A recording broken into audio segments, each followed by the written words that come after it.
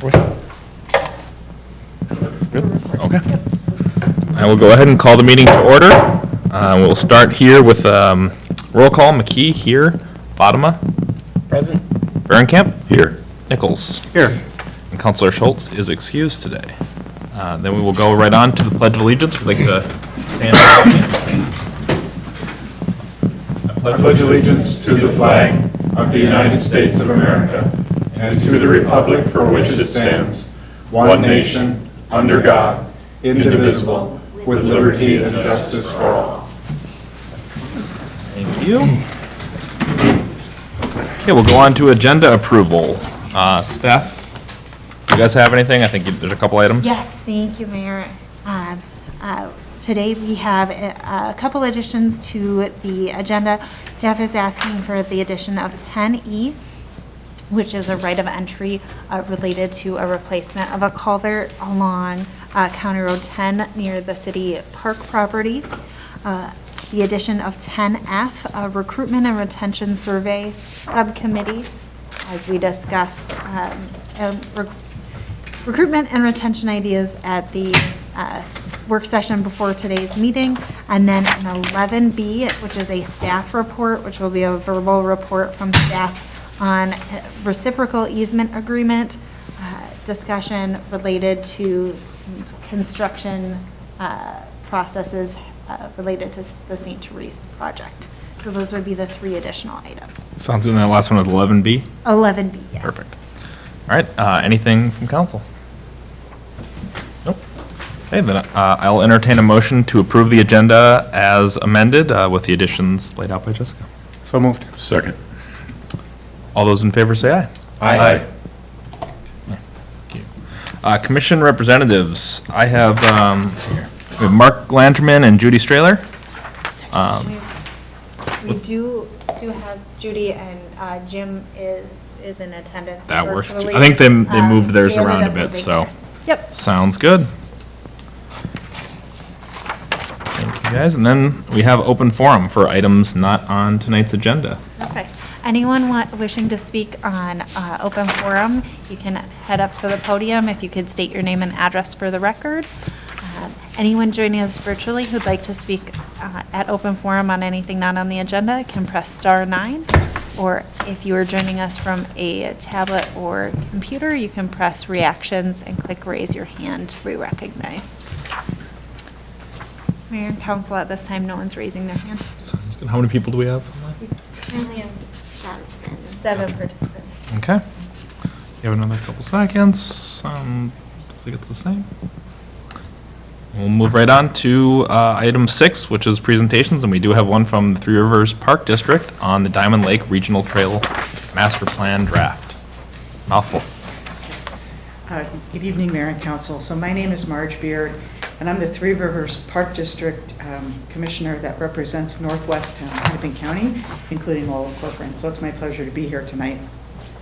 I want to thank you for adding Three Rivers Parks to your agenda tonight, and I certainly won't take away from the thunder of staff when they do their presentation, but I wanted to offer my personal thank you to yourselves as well as your staff, your park board, and your residents for their participation and partnership for the past nearly 2.5 years since we stood here in December 2019 to kind of kick off this master planning project. And we look forward to continuing to work together in partnership on other activities. And with that, I will pass off to Stefan Scherson, who is our project manager for this master plan. Good, thanks. Thank you, Marge. Mayor, council members, pleasure to be here before you this evening. Tonight, you can go to the next slide, go ahead. I'm going to give you a quick overview again of the project, and ultimately ask for your support this evening for our master plan for the Diamond Lake Regional Trail through Corcoran. So as you, just from the standpoint of overview, as you recall, the overall corridor for the regional trail extends from the northern tip really of Hennepin County up in Dayton through Corcoran and Medina along Lake Orono, and we terminate at the south end at in Wayzata at our Dakota Rail Regional Trail there.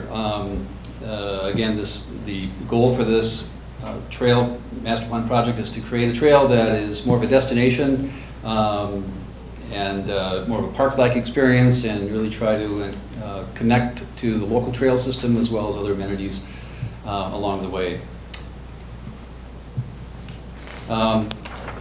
So tonight what we have before you is the actual draft master plan document, which this document really helps to really encapsulate and document all the hard work that we've done for the past 2.5 years. It's been all the research and evaluations and coordination with the city and so forth, all the public engagement that all went into determining the route for what is now totally almost 38 miles.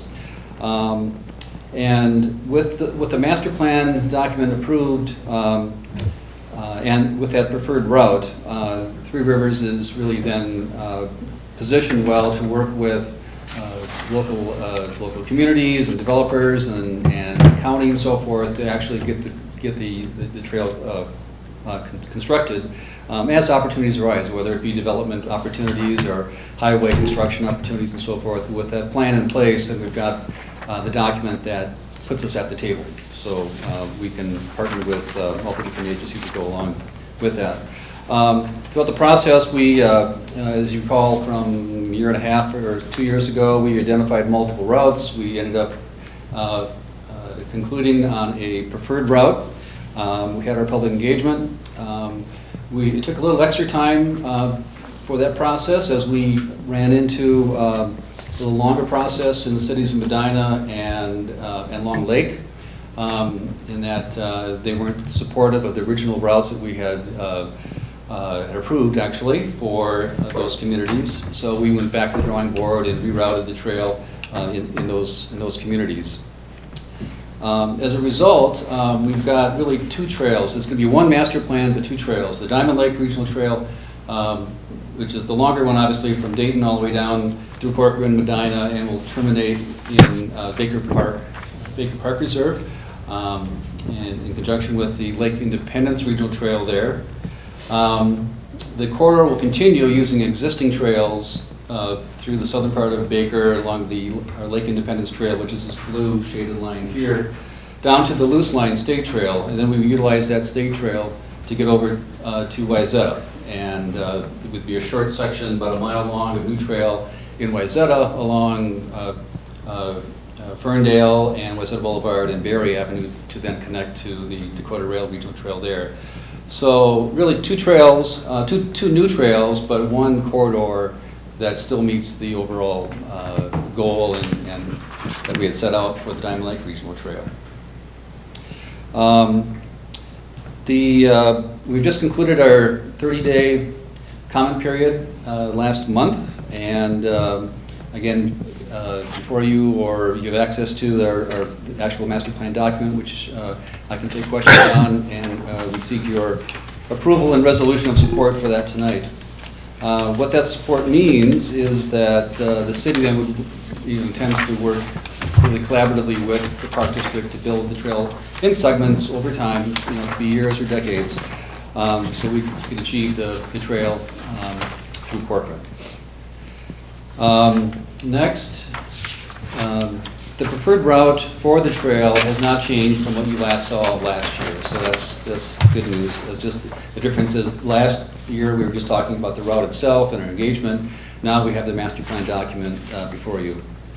So just a real quick highlight of that route. North of Corcoran, the trail will cross over I-94 at the new Dayton Parkway interchange, and work its way south from there through largely undeveloped or developing properties. For the most part in Corcoran, the trail will be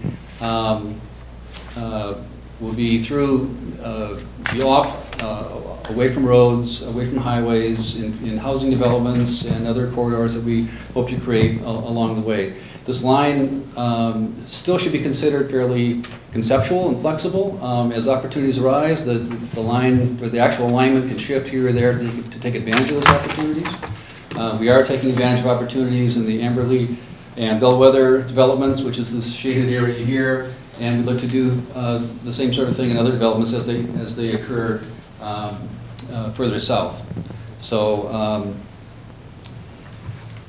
the goal really in a lot of these undeveloped areas is to create really as wide of a corridor as possible, and in order to accommodate really multiple uses. I know snowmobiling is of great interest to the city of Corcoran, horseback riding as well too. So to the extent where we can and where it makes sense with the trail, the snowmobile trail system, we would look for an extra wide corridor where we can accommodate multiple trails within the same corridor.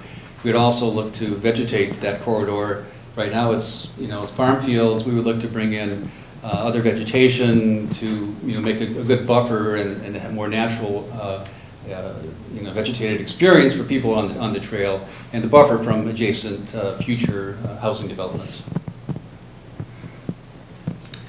Continuing on south, the trail will connect to our future. The yellow line that you see there is another search corridor for another east-west trail. It's called the Weaver Lake Regional Trail. And then through the Rush Creek development, which is under construction now, connect to your Corcoran City Park, and work its way south through the Tavera, is that how you pronounce it? Mm-hmm. Yes. Development down to 62nd and Hackmore, and then west on Hackmore into Medina. We had, during the 30-day comment period, we had a few comments from Corcoran, or about Corcoran, and they were really related to the area along 62nd and Hackmore. Neighbors or new neighbors moving in that wanted to have good local trail connections to the Diamond Lake Regional Trail. So that, just so you know, there's a lot of interest for a trail system along 62nd and Hackmore there. So next slide, if you would, please. So next steps would be your support, for one, with the process of getting support from all the cities that the trail would go through. And once we have that together and we've submitted to the Met Council, we expect to have that reviewed and approved hopefully later this summer. And then upon completion of that, board adoption in the fall, and then we would come back to you after that or around that time to work out details on a cooperative agreement with the city. And that's where we really kind of lay out the details. If there are really specific issues within the city of Corcoran that we want to make sure are addressed in terms of who does what, who pays for what, we pay for it, but all those sort of legal details would be ironed out in that cooperative agreement. And also, once we have a finished master plan, then we can begin acquiring right-of-way for the trail as well too. So, with that, I'll stand for any questions and take any comments you may have as well about the master plan. Appreciate it. Any questions? Yeah, I have a question. How flexible are you on the route at this point? If you run into a stubborn landowner, how the route is basically set, but is there room for flexibility if we run into situations? Yes, there is, definitely. We run into that all the time. Where we work on a willing seller basis. If there's a property owner that says absolutely no way, but there's an opportunity next door or down the street or within the general vicinity, there's definitely flexibility. It really it happens all the time. So it's really kind of opportunity based. So as development happens, whether it be private housing developments or highway developments or your own city center work here, we try to take advantage and partner with those particular entities to construct the trail. Has Three Rivers ever eminent domain to property or park acquisition or land acquisition? Don't believe they can on their own. That's correct, Mayor and Councilmember. We it does require city consent if that were to happen, so if the city, says no, then it would require both parties to Yeah, to consent to that. But our board, as Commissioner Beard could attest to, is not interested in eminent domain for this project. Okay. I'd say it's safe to say either would we be, so that works out well. I'm sorry? I'd say it's safe to say either would we be typically. Right. So that's where we are very patient and very flexible. We anticipate this could take decades really to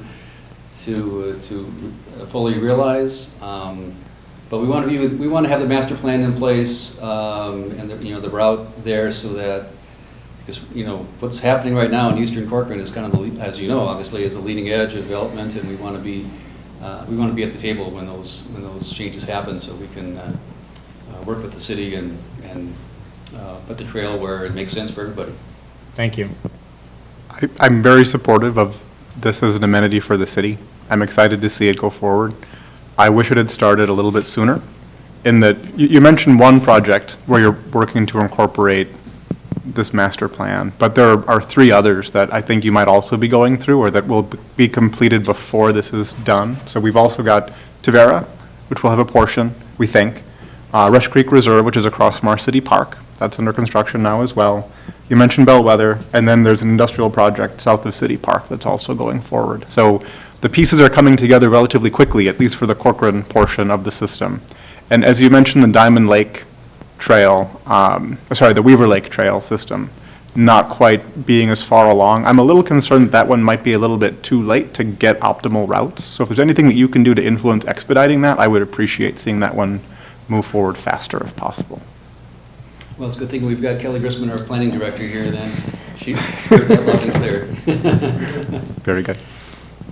But we are aware of those other developments that you mentioned and have been working preliminarily, I guess, with the city to identify routes through those developments. Officially, we can't, commit or solidify it in terms of agreement until we have this master plan in place. But we are looking forward and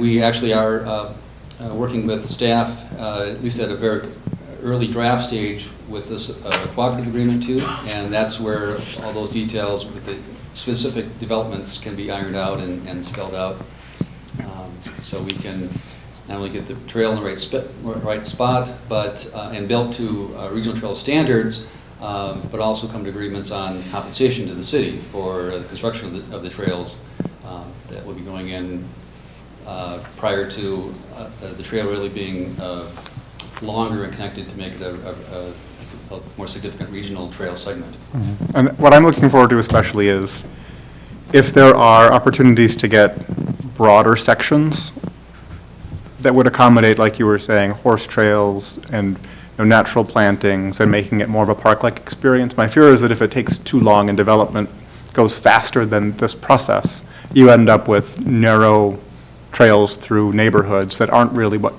I think either party would like to see for this kind of a trail system.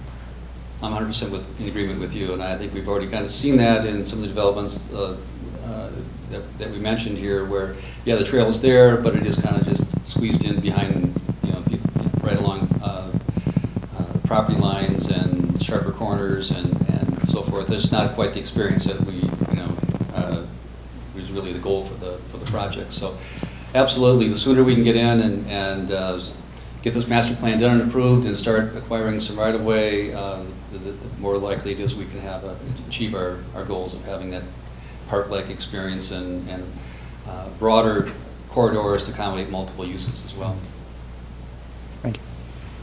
Mr. Mayor, speaking from the horse community, and a very adamant daughter and wife about horse and blending of bikes, people walking, and trails like that. How wide of a corridor are you thinking for something that would accommodate horses? You can't have horses and bikes close to each other whatsoever.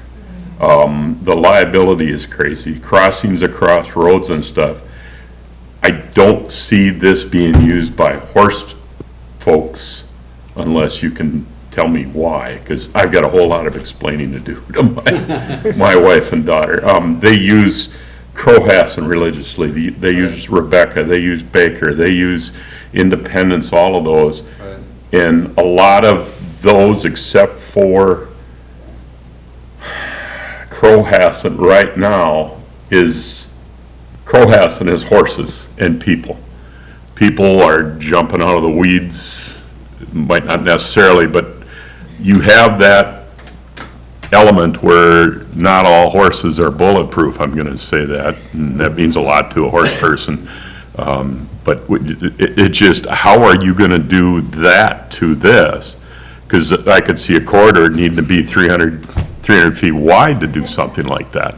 So, and again, a big thing on the horse side of the people, not just this, but also Cohasset and introducing mountain bikes, those kind of things into that property and the thoughts of that.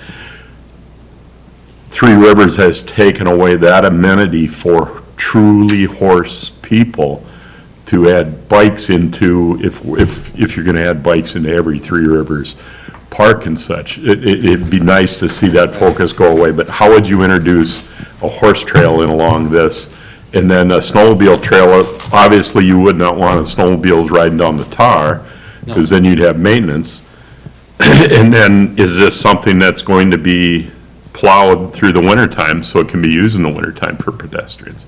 Whole bunch of questions there, Yeah, sorry about well, that. I'll pick out the last one first, and the maintenance of the trails in the wintertime is really up to the city. We allow the cities to plow if they so choose in Okay. whatever section. In fact, we compensate them to some degree for that maintenance, and if they so choose to do that. We have a simple permitting process, it's not a big deal. So it's really kind of depends on the demand. If you have an area that's closer to a more heavily populated areas where people want to take walks in the wintertime, and this is a good opportunity, then yeah, we would certainly support that. Cross-country skiing, it could be that also, depending on what Yeah. the city would want, is Yeah. what you're talking about? Well, Okay. a typical corridor, I mean, I would say the smallest corridor is like 20 feet, right? Which is enough, you can still have cross-country skiing, next to it, or if it's not plowed, you could have it over top of the pavement as well, too. We have that in many locations in our Okay. parks.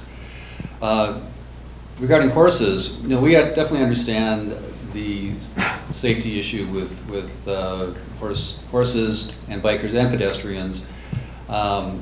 And you don't want to surprise a horse. And horses all have different personalities. Some can handle people and bikes, and others Crazy, freak yes. out. Right, we get that. So the separation is key, and buffering is key. I think we're prepared to go 50, 100 feet wide, or, we've got like our Rush Creek Regional Trail in Brooklyn Park. How wide is that, Kelly? There's some sections that are 1,000. Yeah. And so, again, it would be areas, but it would not be a through type deal for a horse to travel from Wayzata all the way up to I really Mississippi. support Okay, horses all right. And snowmobiles, wherever it makes sense for the horse and snowmobile trails to be next to it, we would have it, be wide enough to Okay. accommodate that. It isn't like we're designing the whole thing to be regional trail and horse along the entire corridor. Just, wherever the horse community wants to have their trails, if it makes sense to combine them, that's where we'd. So then, Wider and wider corridors. Again, the horse access, you'd have a parking place close to this for access, or you'd have to ride from property next to this trail to get to the I think trail? it's something What we would it be talked about. done? Okay. We really haven't done that horse access along regional trails because, again, the biking and the horses typically don't mix, right? But like the trailhead we have on 19 and 10, is it? It's gravel. If there was a horse trail nearby there, and if the horse community, if it worked, fine for Yeah, horses, it's I think just, it would work out fine, but. it is turned into, it's more of a destination. They've got to go to one of the major parks to park and Yeah. go You need a lot of room. to Yeah. ride down a gravel road and then jump on it. That's a whole nother thing. I was fortunate enough to be part of the one in Maple Grove that went all the way up to the Coon Rapids Dam. And you're right, decades for that to happen. I think when I moved into Maple Grove in '87, it was one of the first things that Three Rivers, back then it was something else. North Hennepin Regional Trail. Yeah, it was a beautiful, beautiful idea, and it's neat to see that come to fruition, and now it's the next stage out. Yeah. I'm excited to see this. There's sometimes you're gonna bite in too much of, and you guys have done this for a long time. I just really take input from the horse people and such in our community and other communities. Visit and spend time listening to the horse people out at Crowhouse and Lake Independence, Rebecca, Baker, all of them. There's serious concerns on their horse safety, and actually most of the horse owners are concerned with the pedestrians jumping out and doing stuff. If there could be more separation, that would be great. And I'm off topic as of talking to this, so thank you for the time very much. Mayor, council members, I want to just kind of clarify or build off of what Stefan shared and make sure we're all on the same page that our primary purpose is the regional trail for walking, biking, running, etc. And that we don't have intentions at this point of adding a trail component dedicated solely for horses. However, if the city has a network or there's a spot where it's wide enough and it makes sense, we would certainly welcome that conversation. We haven't done any community engagement talking specifically about horses or the amenities and the infrastructure they would need, because we fully agree with Crowhaston really is the destination, and it's pretty close to your community, and the infrastructure's in place, the soils are very supportive.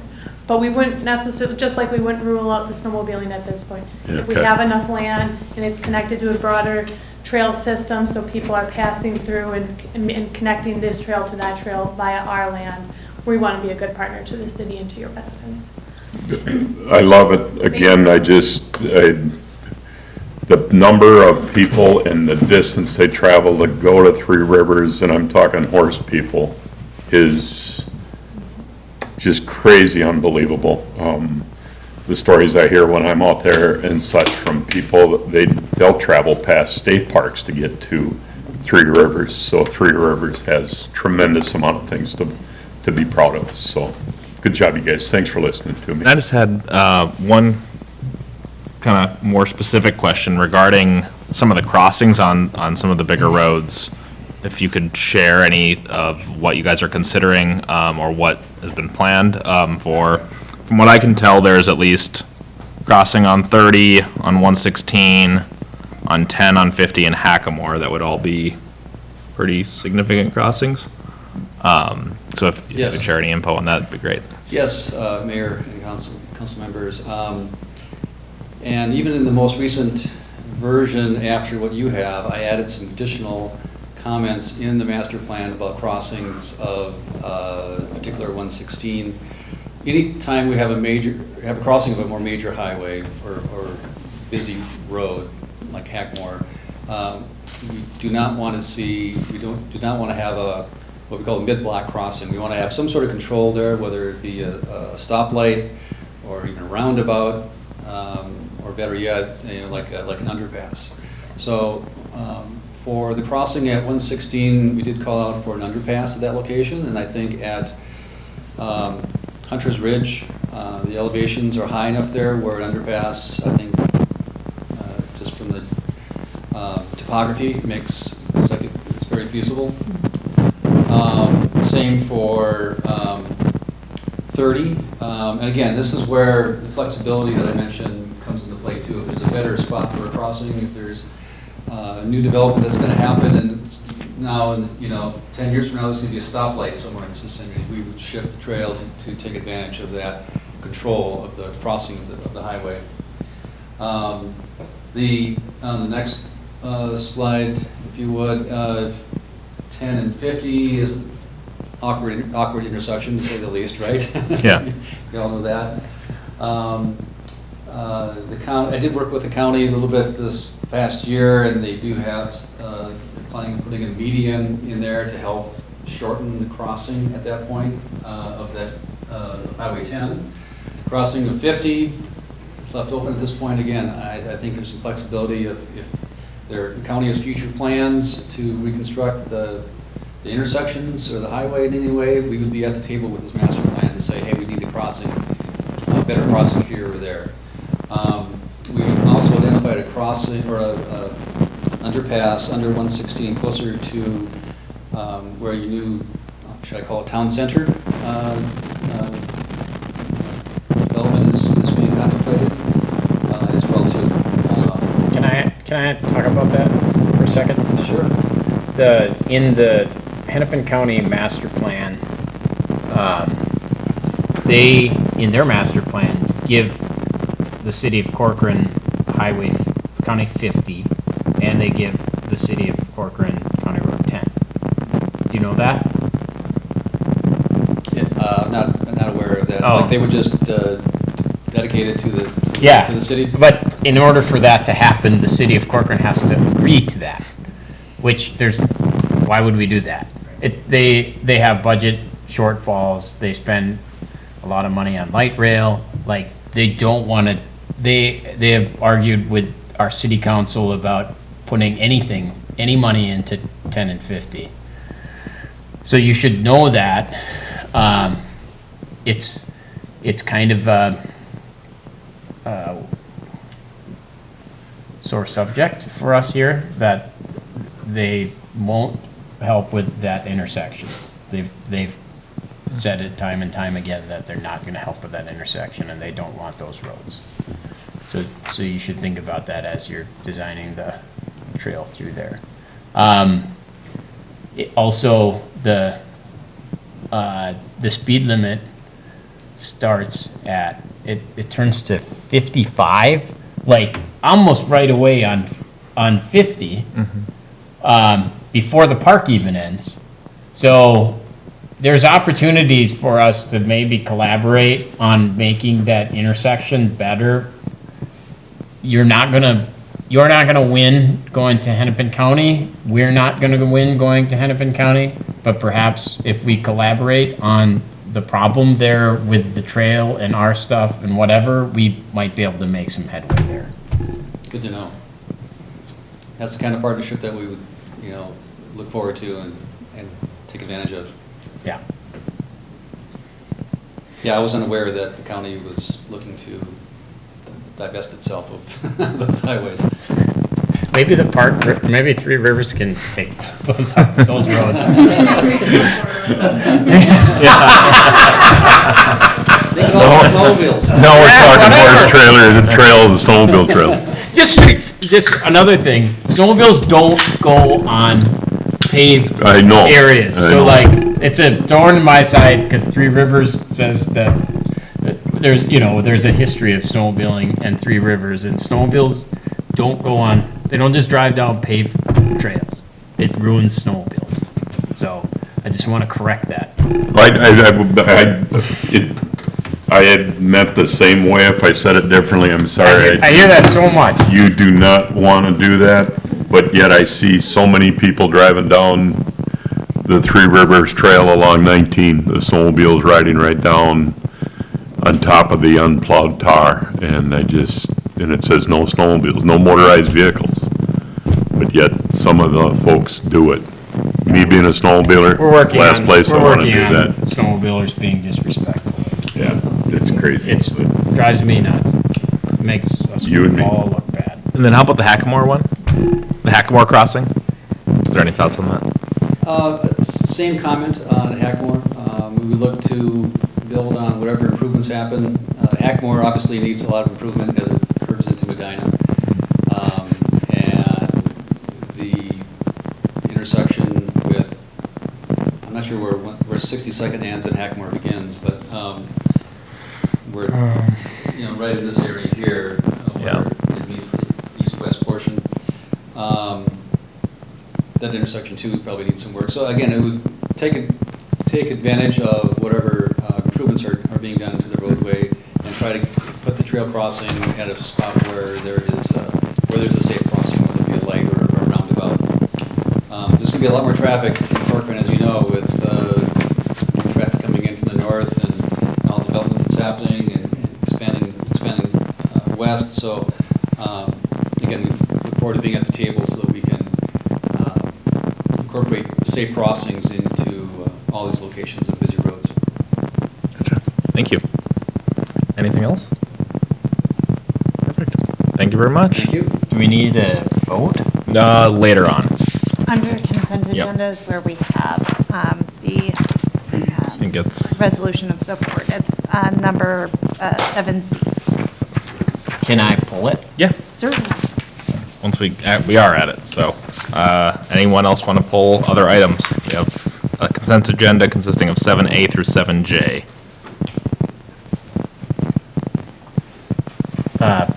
Make a motion to approve. Second. Okay. That's everything other than 7C? Yes. Okay, we have a motion and a second. Any further discussion? All those in favor say aye. Aye. Okay, 7C. Find it in my, I'll make a motion to approve 7C. okay. Do we have a second? Second. Any discussion? All those in favor say aye. Aye. We're done with consent. Catch up on my notes here real quick. We'll go on to planning business. We do have a public comment opportunity for item 8A, which is the Ditzer variance. Thank you, Mayor. We do have one person here to speak on item 8A. I believe it is the applicant. So if you'd like to go ahead and speak, and then anyone joining us virtually, you can press *9 or click reactions and raise your hand, and we'll recognize you after our in-person comes. Mayor and council members, good evening to you. Thank you for considering my very short request here in a moment. My name is Ben Ditzer. I live at 9320 Cherry Lane. I am the applicant of a variance request that you have had the chance to review, I believe. There's a couple of, I'm asking you to approve my variance request for a couple of short reasons. I inherited this garden canopy when I purchased the property in 2020, and was unaware that it was not compliant to the setback requirements, specifically in the side yard. In talking to my 3 immediate neighbors, they certainly have no issues with my garage project and wholly support it. And number 2, I believe it's an asset to the looks of the property, the value of the property and the functionality of the property, without causing any issues whatsoever. And that being said, I respectfully ask that you would approve the variance request to leave the garden canopy where it is. And with that, I am available to answer any questions you might have. Thank you. Any questions, or should we go through the, is there anyone else wanting to speak? We do not currently have anyone else raising their hand, and anyone else in the audience who'd want to speak. Okay, that makes it easier. Approach the podium, but if you'd like, you can. We'll go ahead with questions for the applicant, if anyone has any. This picture on the front, is that a garage or a gardening canopy? That's the garage. Mr. Mayor, Councilor Bottoма, the picture on the very first page is the detached garage. I was just putting, I was asked to add more pictures to our staff report, so I was just adding a picture. So that is not actually the thing. No, I have a picture of it. I probably should have included a picture of it, but I have a picture on slides.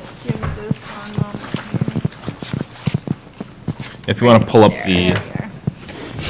that, and then maybe the plan, or the. Yeah, and then and this is the snippet of the survey, so it's the canopy box, very close to the property line, right there, yep. And here's the property line in black. Yeah.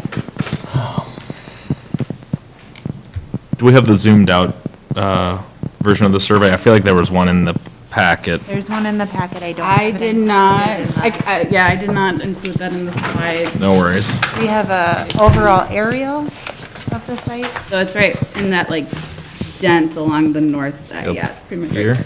You Yep. might win the contest for the most irregular lot in Corcoran. It's like a. It's up there. There's a lot of good applicants in Corcoran.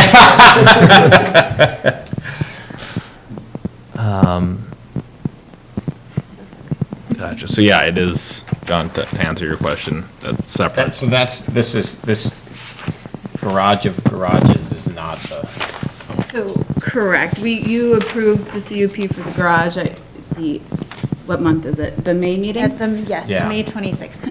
Yeah, and that is closer to the southeast quadrant of the property, if you could call it that, in the palm of the mitten, if you will, right around there. And the only reason this came up is because as part of the CUP, the site in entirety needs to be in compliance with our code, and this was one area found to not meet it. So we just have to address it either by relocating the structure or by granting a variance. Natalie, correct me if I'm wrong, but the issue partially is, it's not very steady, but there's the driveway. And 20 feet Would put it in there the would driveway. put it into the driveway. Yes. There's not really a spot. So, and his limited options, he would have to grade significantly to put it east of the driveway in that dry patch. And then to put it behind the house, it'd be a pretty tight fit. And then to his argument, it's a garden structure and his garden is immediately to the west of it. And so to put it in any of those locations really reduces the functionality of it. Can you show a picture of it again, please? Yeah, could you bring the structure itself or the survey? Okay. So there's plumbing that feeds it? Oh, man. via sink? There is. So it's not easy to move. You can't just put it up on jacks and roll it away. There would be some reworkings we'd have to do. It's also, there's also power to the structure, as you can see on the front left column there. Are they, are those 8x8s? Yes, they are. Under Correct. the ground? What was the question? Are they under the ground? Yeah. Are they? Footings in the ground, Yeah. are You they know, I did poured? not build the structure, so I do not know. but the posts are stuck in the Oh, the ground. posts are in the ground, that's for sure, yeah. A variance, if I can jump in and ask a question, a variance, if we were to do something like, if we, the city or whoever needs the easement access to this, this would have to be taken down, or if this property were ever to change hands, it would have to be removed and conform to ordinances then? Have think we ever done anything like The that? second part, and correct me if I'm wrong, second part, we couldn't really enforce in terms of removal if it changes hands.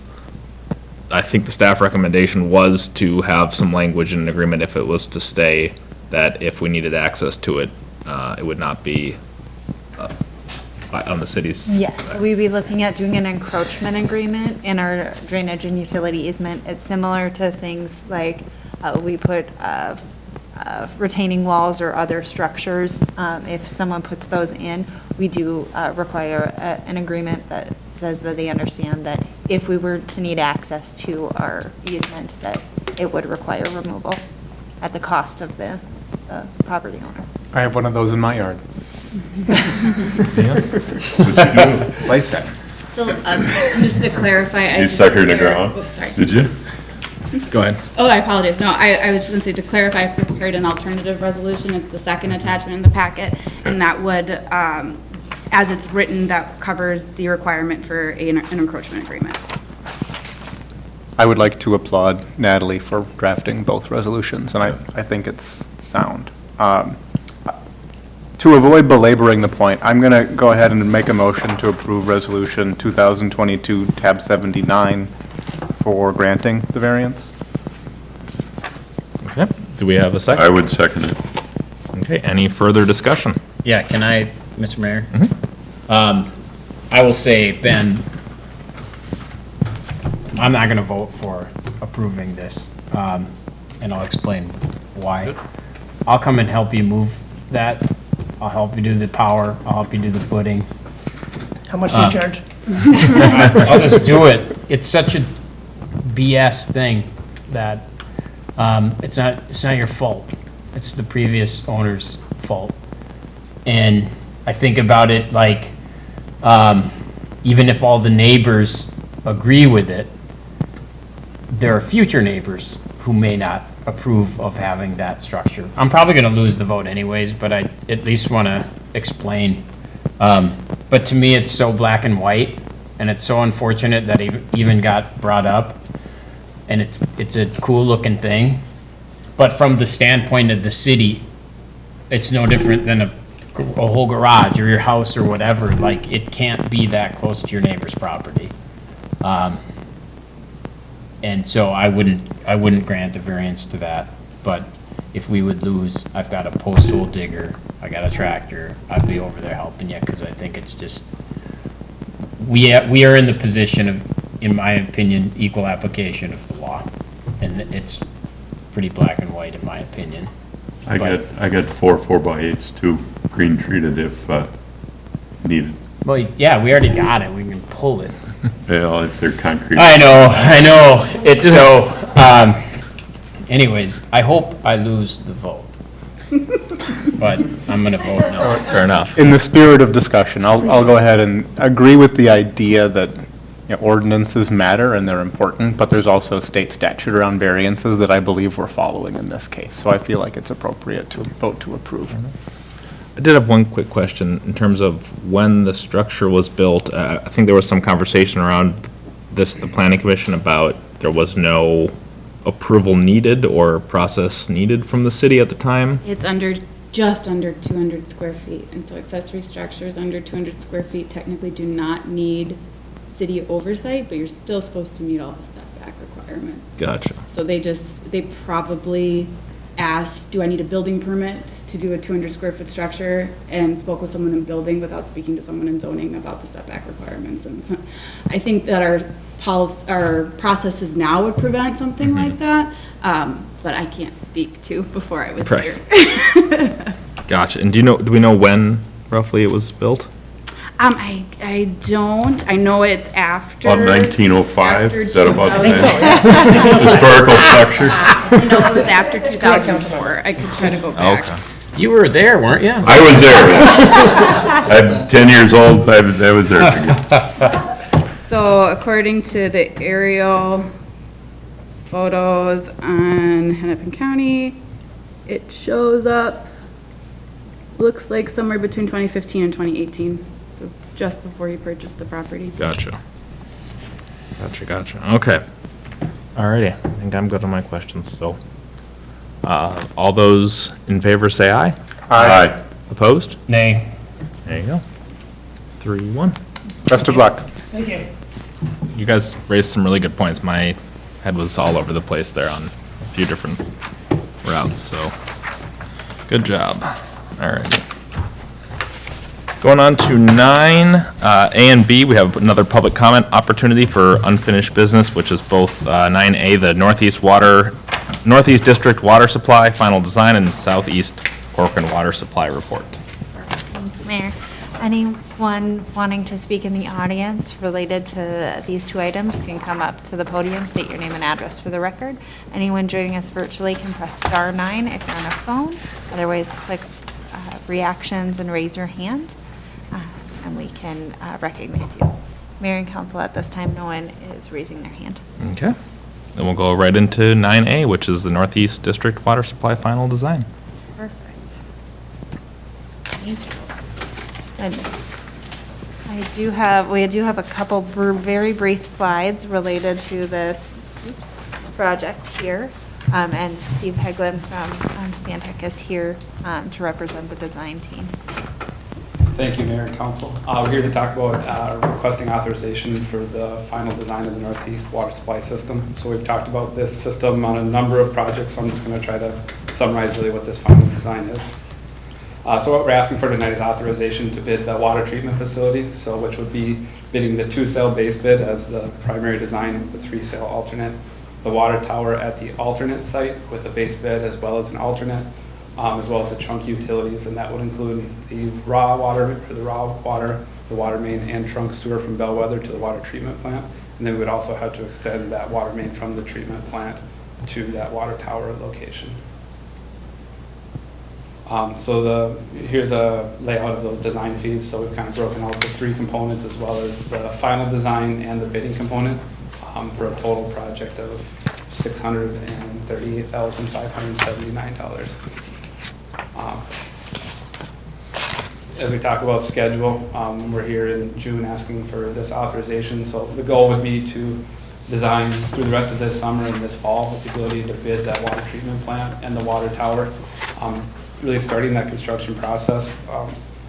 With these facilities, you see a really long construction schedule. A lot of that time is just the front end of getting materials ordered, going through submittals. You know, we have a lot of building material specialty products, so with the lead time, we would, you know, when we see a 18-month, 2-year construction window, it doesn't mean we actually have shovels in the ground for that amount of time, but there's a lot of work on the front end to just get these processes started. So the goal would be to get those designs this fall, so that contractors really have that winter time to work through construction, getting materials, supplies, pumps, all those things that go into these facilities. Hoping to get shovels in the ground next spring. So with that, I'll take any questions. All right, any questions? Do we need a motion? Yes. Motion to approve? Second. Okay, and then just to clarify, that is approving final design and bidding services for the project in the amount of $638,579. Yeah, it's option 1. Sounds good. Any further discussion on that? I would like it if we had the bandwidth to do a lot of this ourselves, but I know that we don't, so I'm okay with it. I think ideally you would have a utility department that can do some of this kind of work. It irks me a little when so much of what we do that's kind of core to the assets of the city, we can't do internally yet, but I know it's a growing process, so I support it. But when we get to budget priorities, we'll be talking about what the next step for that would be for us. And I would think as we're growing and expanding a water system someday, we'd be more familiar with that process and have some more in-house people that are familiar with that, with how that works. Ideally. Yeah, Second that, Jeremy. yeah, but, I would rather pay an employee than pay a contractor 2 or 3 times the price for that employee's work. I hear you. Very much agree. Yep. Me, you could do it for $250, I bet. You got a postal digger. We gotta be qualified. We might be able to put 1,000 gallons in the air, but not 1,000,000, man. It'll be super half-assed. Everybody bring your wheelbarrow. That's at Dean's house. We got a bucket on my tractor. We don't need no wheelbarrow. Nope. There you go. Okay, we do have a motion and a second. So all those in favor say aye. Aye. Perfect. Thank you. Good old-fashioned barn raising. On to 9B, which is Southeast Corcoran Water Supply Report. I think either Kevin or Steve is going to walk through this one for us. Yeah, I'll let Steve continue on with his presentation, and both of us will be available for questions afterwards. All right, thank you again, Mayor and Council. So the Southeast Water System, just a high-level overview of, as you remember, everything we talked about really with that Northeast is kind of having 2 different distinct water systems within Corcoran. The goal is one day they're combined into one holistic water network, but there's such a gap between there that we really have 2 independently operating water treatment systems. So we've put some preliminary planning effort into really laying out some more detail on that Southeast water system. And what this plan allows us is it's a preliminary planning document that allows us to plan for future growth. So as development comes in, we have a game plan that helps us piece it together. Development doesn't come in a nice sequential order, and it's kind of a puzzle piece. So this allows us to make sure that the holistic system fits together once all those pieces fit in. Additionally, it's used for capital planning. So a preliminary draft of this was used to kind of establish those TLAC fees that were developed or passed earlier by the council, as well as allows us to forecast and plan these projects more efficiently. And again, I kind of hit on identify these future infrastructure needs. So as we're planning developments, we can capitalize on collecting well sites, putting raw water main in the ground. You're really retrofitting these things after the fact. It's exponentially more expensive than putting them in right in the first place. So I'll just continue and kind of highlight each one of these independent systems. Wait, can we make a motion? Sure. If you want to. Yeah, can I make a motion that we accept option 1? Sure, do we have a second? I would agree. Is that a second? Yes. Okay, sounds good. Second? Any further discussion on that? I've lost track. Which one was option 1? I'm scrolling. Option 1 is Water supply accept, study. yep, and direct staff to use the document to help guide future water infrastructure recommendations. I support that. Okay, so all those in favor say aye. Aye. Perfect. Thank you. I just wanted to thank the council for making this investment. It is super critical with everything we're facing to understand this, and there was I would say a gap in our understanding, so this makes my stress lower when we have this looked at. So it may not seem like much, but it means a lot to the engineering team and when we make decisions, so I want to Glad thank to you hear. for that investment. Also for the public's, like, we have there's a thick document that we looked over that describes the process and what they're doing, and we authorized some money to study it. So like, there's no action items, and you did a good job in preparing us. So that's why we could vote without you presenting the packet. Yeah. So thank you. Okay. On to 10, which is new business. Would we have items 10, A, B, C, D, E, and F, which E and F were added, Yes. I believe. Okay, great. I can walk through those. And we have a public comment opportunity for those. Thank you, Mayor and Council. Anyone in the audience, if you'd like to approach the podium and state your name and address, feel free to for this public comment period. Otherwise, anyone joining us virtually, you can press *9 or raise your hand under the reactions tab if you're joining us on a smartphone or a tablet. At this time, Mayor, no one's raising their hand. Okay, then we'll start with 10A, which is 2023 budget priorities, initial budget priorities. Yes, thank you, Mayor and Council. So really tonight, one of the key things that we do this time of year, each year, is really to start looking at the 2023 budget. And so we want to, as staff, understand the expectations of council, see if there are any targets that you want us to reach as we're putting together this budget, look at provided any services that we want to provide and any other priorities. So in past years, we've looked at different services that we might want to add. Are there things like we want to add a brush site, or are there things like dust control that we'd want to add? So those are kind of the key feedback that staff would like. Our next item on the agenda is really to talk about compensation and see if there are any key feedback items that council would like to give us related to that as we're looking at compensation and recruitment and retention for employees. But generally, this item is just to understand what your thoughts are so we can put together that first draft of the budget. Ideally, we would be looking to bring back the budget here in likely late July is when we're anticipating that first draft, spending time in August looking at a few drafts of it, and then adopting it by the end of September. Okay, thank you. I'll start us off with at least one of the items that I know staff's looking for guidance on, and I'm assuming it's probably same direction as in prior years, but regarding the tax rate.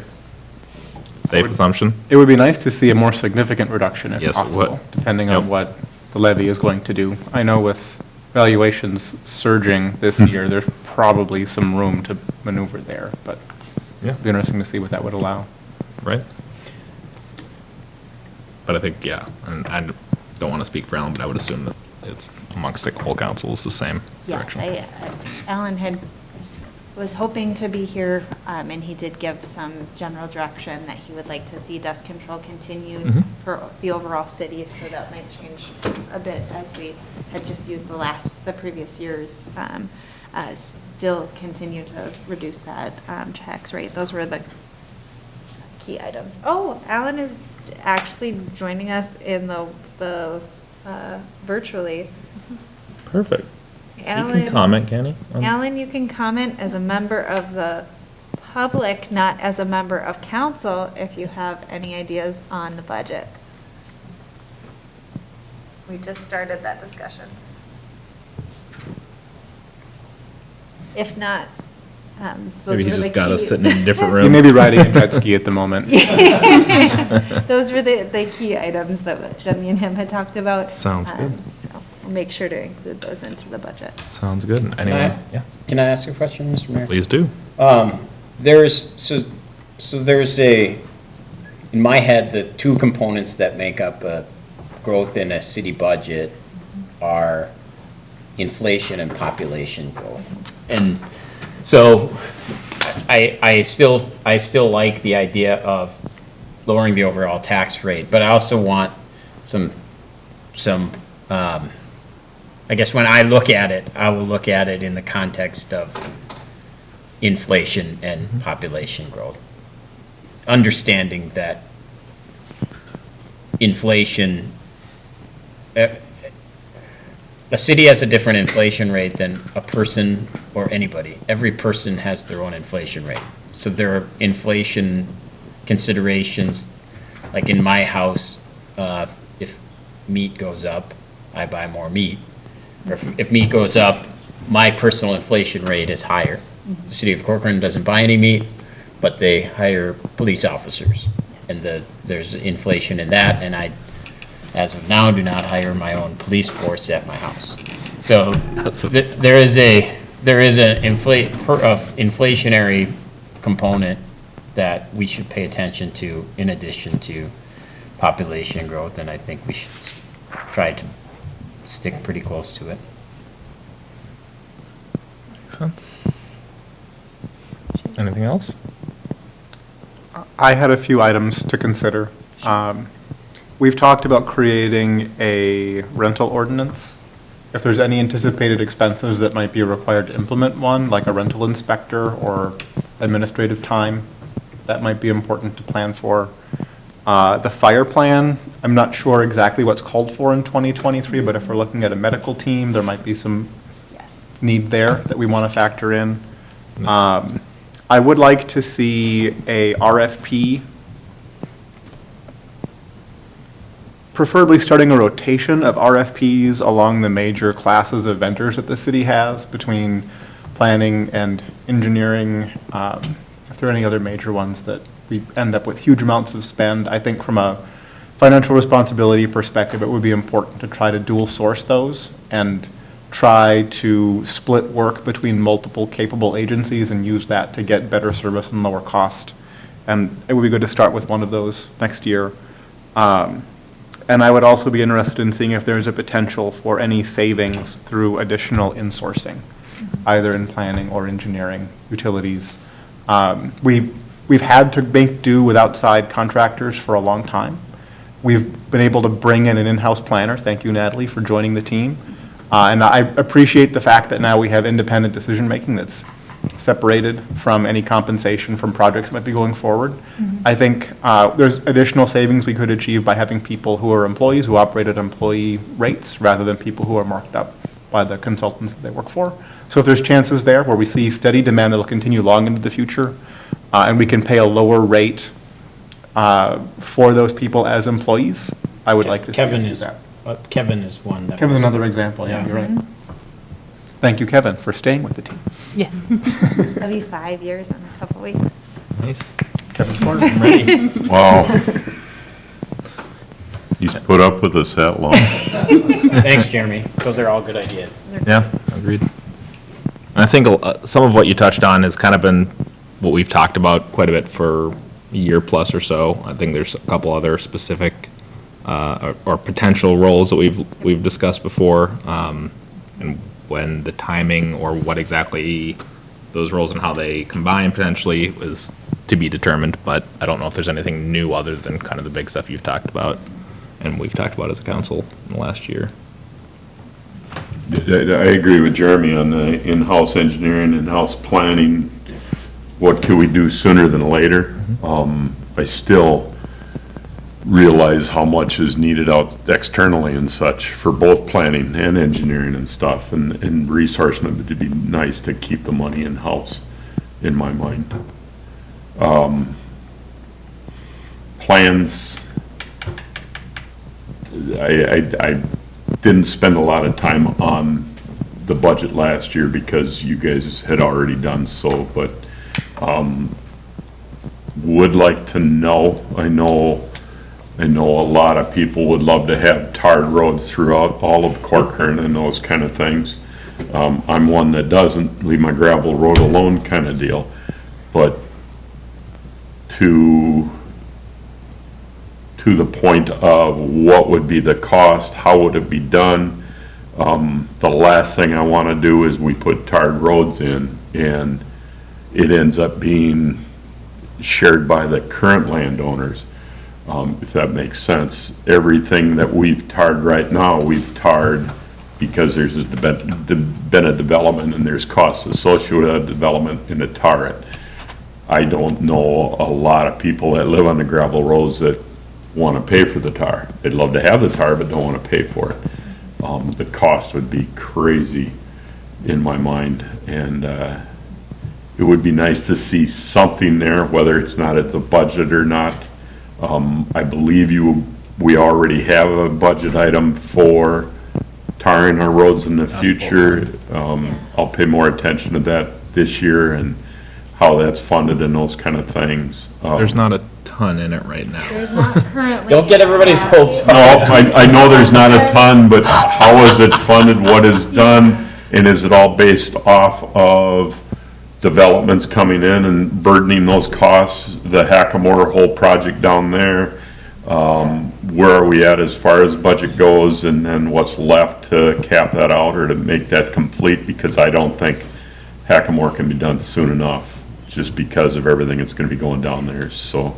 You do not have to worry one bit about Bechtold or there will be no new paved roads in the next 2 years. I'm planning on being here for 40, and I don't want to pay for tarred roads. 40, I'd be 100, yeah, I could do that. You don't want to be assessed. Question, yeah. I already have a water tower in my yard, right next to my barn, and it's a silo, John, so I mean, Good. all we gotta do Yes. is line that thing. Question, when you say, people not wanting to pay, are you suggesting maybe changing an assessment policy and not having any assessments and entirely covered by the city, or? That would be Okay. what I think would be right, but how do you do that? How do you do the cost of that? I mean, we just redid, what is it, Horseshoe Trail and stuff, and that was an assessment to them, but that was already a tarred road. Who paid for the tarred road when it went in? Yeah, so those two, so we did two projects last year, Appaloosa Appaloosa. Woods, as well as the Corcoran Trail East and West, and there were assessments with both of those projects. That was resurfacing. That's. I don't know if That Appaloosa was was. converting- Both of Those those two were were converting, converting. so Appaloosa Woods was converting, I'm sorry, guys. Appaloosa Woods was an opportunity with Maple Grove doing a larger project in that neighborhood. That was converting from gravel to pavement completely. There was and gravel an back assessment. there? Yep. And Okay. so. My bad. And so there was an assessment with that. In that specific case, through our policy, I would say the vast majority of the project was covered through the assessments, which was consistent with our policy.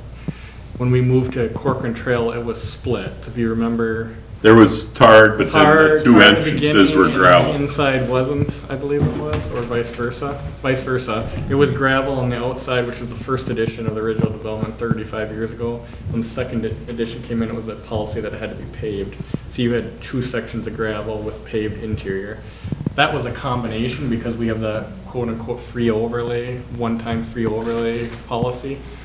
And that project was more extensive, so the evaluation, the appraisal amount was less, so it was maybe closer to spitballing 25-30% was covered by assessments, and the city paid Okay. for the rest. So each neighborhood's gonna be a little different depending on the valuation, which is based off our assessment policy. So there's some variability there. Those are some unique neighborhoods, certainly.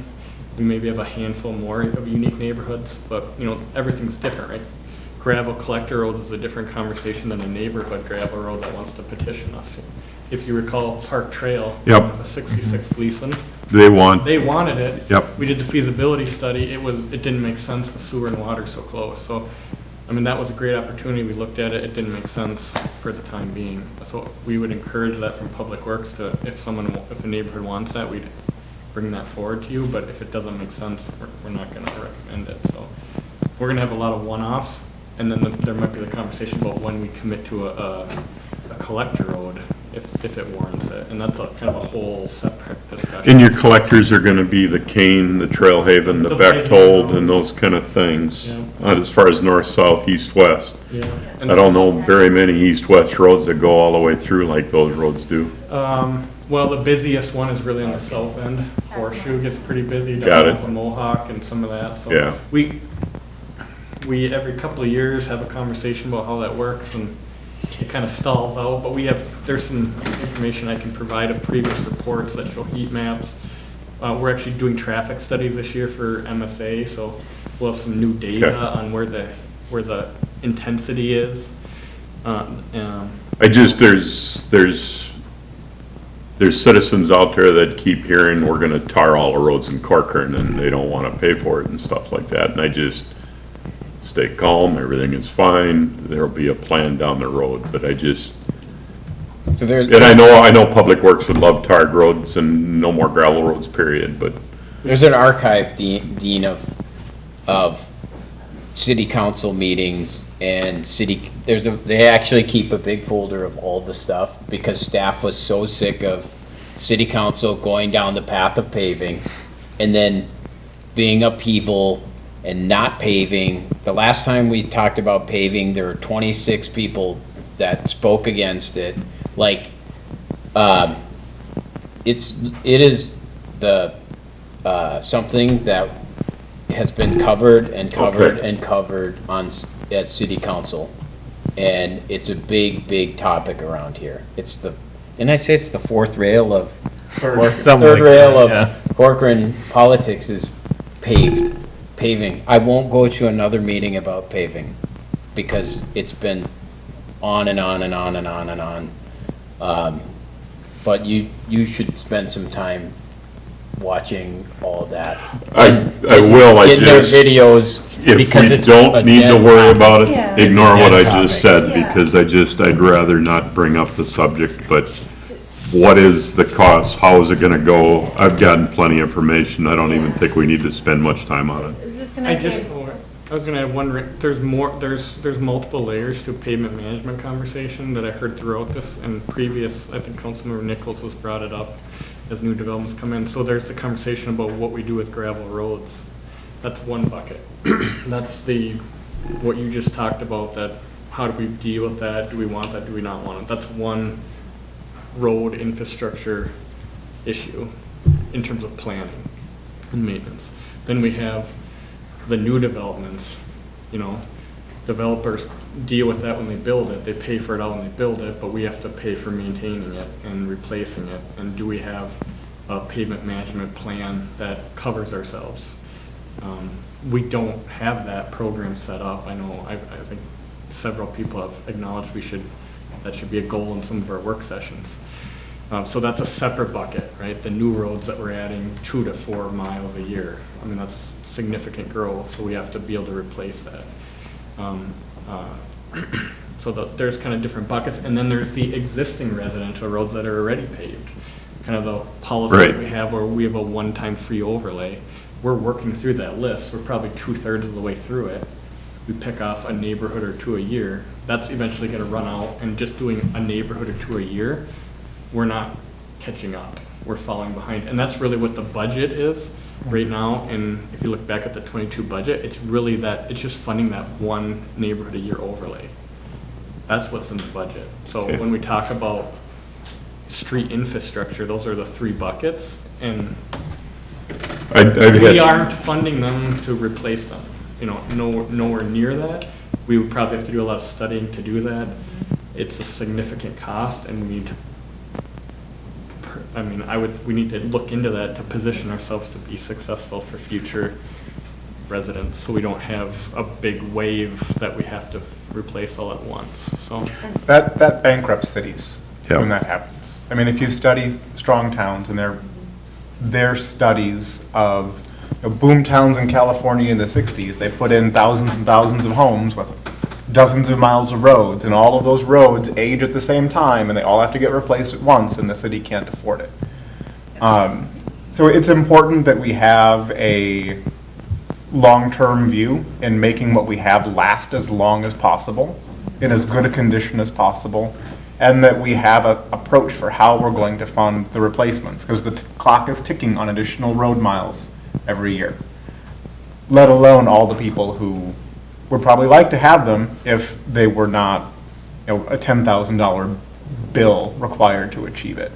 I speak about Bechtold Farms and stuff. Folks are saying, well, I suppose we're putting in this big development and Bechtold's gonna get paved now. And I'm like, it's 12 lots on 120 acres. The road amongst that neighborhood is going to be tarred, but Bechtold's not. And they speak and I try and calm them down, but it sounds like we're doing everything we can to stay on top of it, but as Jeremy said, we could go bankrupt too as a city, having to do what we. I think one of the areas that we need to look at and have talked about for years is if we can get street improvement, there's some legislation that could help with looking on how to fund it. There's some other items that could help it. Some cities are doing franchise fees or just a street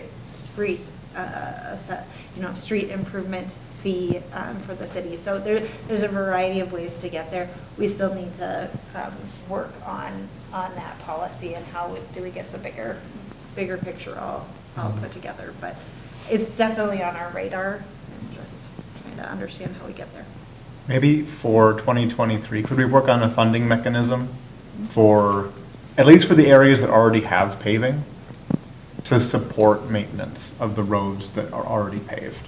And we can worry about more beyond that and how that might scale out. Not that that's going to be easy in and of itself, but like you mentioned, the franchise fee, that's something where we have control of. We could start accruing that, and the sooner we start accruing, the less onerous it will be when it comes time for those roads to get redone. And just to wrinkle it even more. I'm sorry I brought it With up. some of the new MS4 stuff and all that, with the triggers, where that kind of water resource world's going to, it's moving in the direction where even when you're doing replacement projects, you have to meet new stormwater guidelines. Much more So expensive. there's a cost to just the roads, and then now there's a cost to stormwater. So when we actually go back and have to replace some of these neighborhoods that are 25, 30 years old, we want to be looking at either existing drainage issues or new permitting requirements when we do a project. They're only going to get more intense in terms of permitting requirements, which is good because it protects our resources, but it adds cost. So you start talking about looking at these neighborhoods and it's not just streets. Yeah. It's stormwater and nothing's getting cheaper and that starts snowballing. So just not to scare anyone, but it's a real thing that we have to find a way to advance with our time constraints. And so it's a challenge in a growing community, but I think we have to emphasize that more and It doesn't get better if we ignore it. Yeah. Don't want. Thank Any you. other big items? I got 4 more, but I'm not gonna bring them up. You're spending up time. Just kidding. I think that covers the main stuff. I guess one other small thing that I know you and I had a conversation separately about, potentially looking into, I've had a few people reach out about, there is the compost site that we partner in Maple Grove. Yes. And I know that some cities have a arrangement with them where it's basically residents can buy a permit for $15, $20, whatever it is, and they're unlimited use at the compost site. Right. And I actually had a conversation with the compost folks this week. Awesome. They are at the beginning of the contract negotiations with Maple Grove, so they were gonna be sending over the contract for Maple Grove, so they base everything on their contract with Maple Grove, so then we'd have an understanding of what the cost would look like for our kind of resident size. So I can add that, at least put that Yeah, as an see what it option is. as we're looking at the budget. Sounds good. Perfect. All right, I think that's it for that. Go on to 10B, which is 2023 compensation. Perfect. Thank you, Mayor and Council. This item on here today comes out of a 2021 compensation study that was completed. And really, we looked at, in 2021, we made some changes to, related to the overall structure based on the way that the scale was set up. But at the time, we decided not to move forward with making changes to the administrator, waiting until we had an new administrator in before we made changes. And so staff really put together a list of ideas that we could look at making changes for, and would recommend that we, as we're talking about compensation and as we've identified this problem, coming up with a creative solution as part of the 2023 budget in order to kind of address some of those challenges we were seeing in 2021. So there are a few items that we could look at. We could look at a market adjustment, which would have an impact to the overall scale. We could look at longevity pay, which would be a recruitment and retention, more so retention tool, and potentially recruitment. Longevity pay, or I'm sorry, excuse me, I already said that. Secondary pay scale, which really looks at paying our staff for preferred qualifications. Right now, all of our job descriptions and pay scale is all based on the minimum qualifications, so looking at additional options for moving that up for moving up the pay scale for those things we're really looking for in our employees. Looking at something similar to that would be looking at if there are additional qualifications, like a licensure that we'd like to see, doing some sort of additional pay for that. Benefits review, looking at comparisons of benefits and making sure we're in alignment or a combination of all of these. So staff really wanted to get some feedback from council to make sure if there were any things that council is not interested in staff exploring, letting us know, but other ways, likely we'd take some sort of combination approach to get to our preferred vision for our compensation. And really, we'd love any feedback council has on a philosophy of where you'd like to see the city be in compensation. If you want us to be in the midpoint, kind of any ideas that you might have to help us understand what the goal is. We want to make a comprehensive compensation package that can keep and retain employees. We're in a tight labor market, so it's really important for us. We had a work session this evening on police recruitment and retention, but we're seeing it across the board in public works. Even in our administrative assistant pool, we had like 17 applicants, and the last time we had this position open, we had 120. So we're seeing a bit of a challenge in the labor market. So understanding how these all could impact us in the future will be important. So with that, I'd take any thoughts you have on things that you'd like to see us do. 17's not that bad, but it is a big difference. Compared to past hiring processes. I think they all knew that you were gonna win, so. I was going to say on this one, you asked for philosophy. Yes. I think the philosophy that we gave when Brad was here and asked that same question, my position is still unchanged. Okay. I would like to see the city's philosophy be midpoint or slightly above, but draw top talent with culture and the ability to be innovative. And avoid the kind of conventional systems and mentality that they might find in other cities, and really try to draw the best people with that, and then minimize the reasons they have to leave for comp, but not try to compete with large cities at a dollar for dollar level. In terms of the specific ideas, I like the market adjustment, because a lot of companies need to do that now in the private sector as well, because of what's been going on in industry. That seems reasonable to me. I like the secondary pay scale more than longevity pay, because it incentivizes additional education and experience and expertise that could help us, especially with the higher caliber people that we want to attract. So I like that philosophy. I was going to suggest that we consider increasing the years of service range of the chart. I think we top out at 5 years now. So there's not a lot of incentive to stay beyond 5 because you're limited to cost of living and how the individual steps go up rather than moving to a new step. So maybe that should be expanded to 10 to 15 years as an additional option. But those were my thoughts. Thank you. Mhm. Dean? No worries if not. You doing it? Oh, you good? Does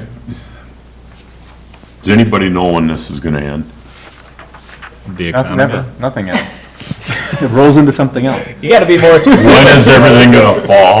This I November. mean, when is everything gonna go to heck? I mean, I just see us giving everything. When are we gonna stop giving everything? I agree with everything Jeremy just said. I needed to say it out loud. We keep incentivizing people more and more to do their jobs. I know companies that are 75% to market, not just above 50 and stuff. What does it take? And I guess, while we have ideas as the city administrator and what you're hearing and stuff, what do you, I would like to hear what you hear, what you think. I've talked to a number of people and they don't want the longevity, they don't want anything else, they want the money up front, bottom dollar, give me a raise and end it at that. The youth nowadays, that's all they want is money in their pocket, not the longevity, those kind of things. The perks, those kind of things, while they're great, they'd rather see their money in their pockets. So I'm experiencing the same thing, my new position and stuff, I'm seeing this stuff, but there's a point where you just can't give everything away, and you gotta realize the environment is a one thing, the free thinking, the openness about what we do here, we know we can give the council ideas and thoughts and stuff, and they're meaningful to me. That's, the creativity and stuff is big, but we just keep giving and giving, and it's gonna be real hard to keep our taxes down, so. That's all I'm gonna say. More input from you saying, this is what I feel, this is Yeah, what I think, I'd love to hear those things. And that's what I'd like to come back with our draft budget. I wanted to hear if there are things that you don't want us Yeah. to look at, but ideally, we'll come back, I'm gonna work with Kevin and Matt, because Is there it's really important for us to. Is there anything in the budget for Kevin's Corner, or he's still doing that for free? I mean, it's definitely Okay. going to All be right. something, as we talked about, and the work session is really important to think about, and how we need to make sure it works with the budget and that we can get there, but it's an important thing for us to continue. I think the council, Brad did a really good job with what happened last year. It's just, how many more times do we do that year after year? I don't, we gotta stop giving everything away too, but that's my thoughts.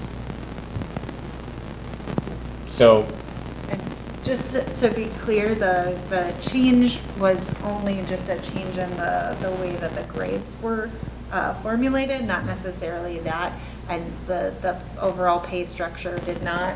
Okay. What I could.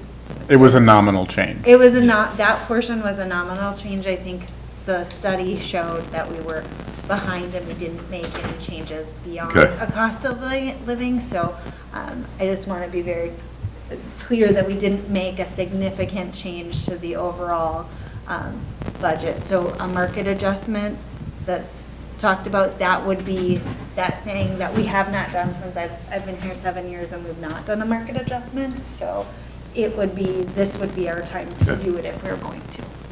So. I think it seems that way because you guys, we don't have a lot of say in the revenue that comes in on a city. You guys see. Oh, it's a huge guess. You see the Yeah. expenditures every day coming in and out, but I would say with confidence that we're pretty significantly if you're comparing across the board, we've had a lot of savings over the last few years that other cities haven't. Yeah. In several areas, so sometimes I would just say context based on what you see is. And we've chosen to invest in things like improved software to avoid the need to add a lot of headcount, and so that we can add people who are more strategic in what they're doing and helping the city with long-term planning versus just routinely sending out utility bills and postcards and stuff like that. So we've consciously tried to, where we are spending is in places where we're preventing future expenses from escalating as quickly. And to do that, you need a certain caliber of staff that's open-minded and willing to engage in complicated projects that are not easy to execute. And so there's consequences to that. Those people will have higher comps in the market, and we've got to be able to do that to make it competitive, not paying. Money will never be the reason why somebody comes to Corcoran, I think. But the chance to do things that are more advanced and efficient and more fun will make up for the difference, hopefully. It needs to be, I think, along the lines of what you were saying about being competitive with the other cities. Can't be a reason why they're wanting to come to Corcoran and saying, I can't go to Corcoran. Has to be competitive enough to be that. John, I feel like you had some ideas. I feel like if Miracle Max was here from The Princess Bride, he'd find us very inexpensive and high-quality employees. And it's just a fantasy world that happens. I think that we need to, if we are below the wage scale, what happens in towns is they have, the work age and experience is you get people with 3 years of experience. And we have to hone in on whether we want people with 3 years of experience running our town. And what we found is, even throughout my time, we've been able to keep people. Part of it is personality, and part of it is pay. People are our biggest resource in every company. So I'd rather drive 15-year-old truck, have 15-year-old maintenance vehicles than lose people because we're trying to be so tight on the budget.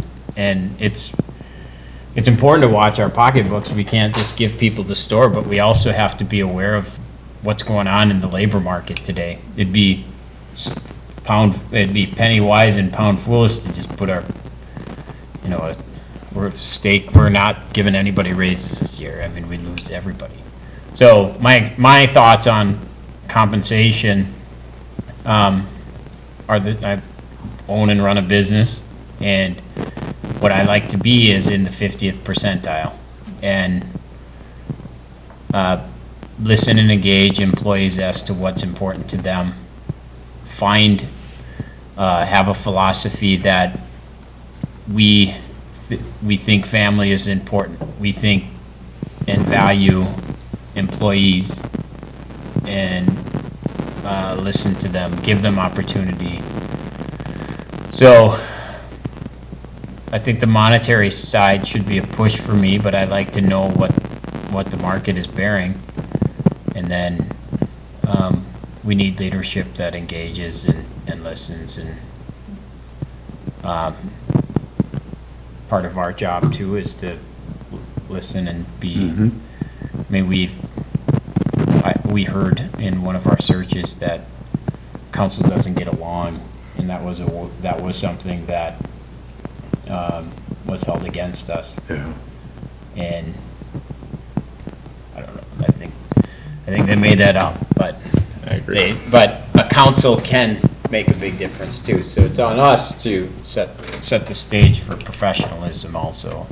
So some of it's on us, but we all got to work together to stay in range, but to make this a good place to be. Well said. And I don't know if I have too much else to add from what I said earlier. I think I'm open to these ideas, how we get there, what combination works best. Again, with some of the previous direction of, devils in the details with trying to make it work in the overall budget, but in terms of how we get there, I'm open to any of these ideas or other ones that come up. Well, thank you all. Appreciate it.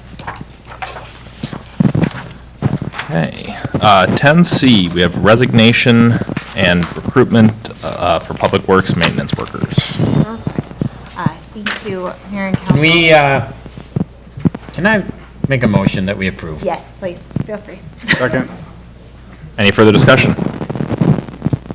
All those in favor say aye. Aye. Okay, and that was just on the filling the recruitment process for the 2 positions, correct? We do have the resignation. Do we need a motion to accept I that? think the motion was maybe to accept that and to authorize. Oh, was it? the way I Oh, had- cool. Then we're good. That's the council action that was in there, but we certainly could do it separate if, I vote no on the resignation. I, Yeah. Everyone, enough. you know, that's Fair why enough. I had Brad it- changed that, because so I put it all in one. Perfect. so That it's works easier for me. to Accept vote the no on it. we have no legal obligation to accept it. That works for me. Mayor, Okay. I just want to thank Cole for his time with the Yes, city and wish absolutely. him best of luck, and if he changes his mind, he's got my number, so. There you go. Sounds good. Yeah, thank you, Paul. 10D, we have PUD ordinance amendment discussion. Thank you, Mayor and Council. This is a request of Counselor Nichols to bring, he had proposed a change to a potential amendment to the PUD ordinance and discussion of the urban conservation ordinance. So really just wanted to bring forward the proposed potential change and then have a discussion to see whether or not we want to move that forward and have staff do review on that. Can I make a motion before you present? No. What would it even be? I want to make I want to make a motion to table it until our next meeting, because I did not have sufficient time to It's not, look through it. it's not important that you look through it at this point. Okay, We can talk through the concept. Okay. We can still make progress.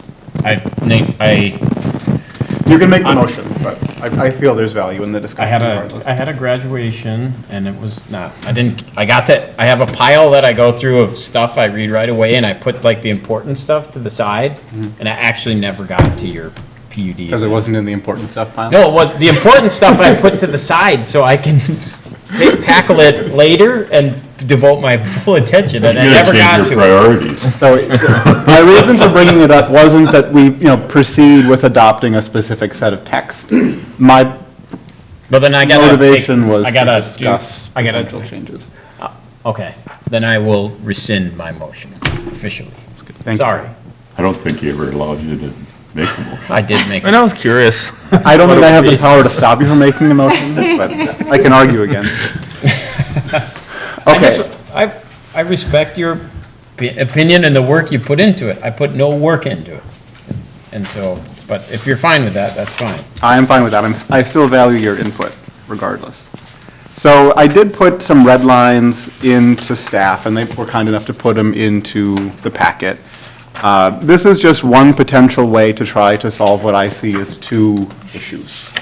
The first issue is one that we've been discussing since 2020, which is the desire to try to make, as new development happens within the city, that we can avoid being just a suburb like those that surround us, primarily to the east.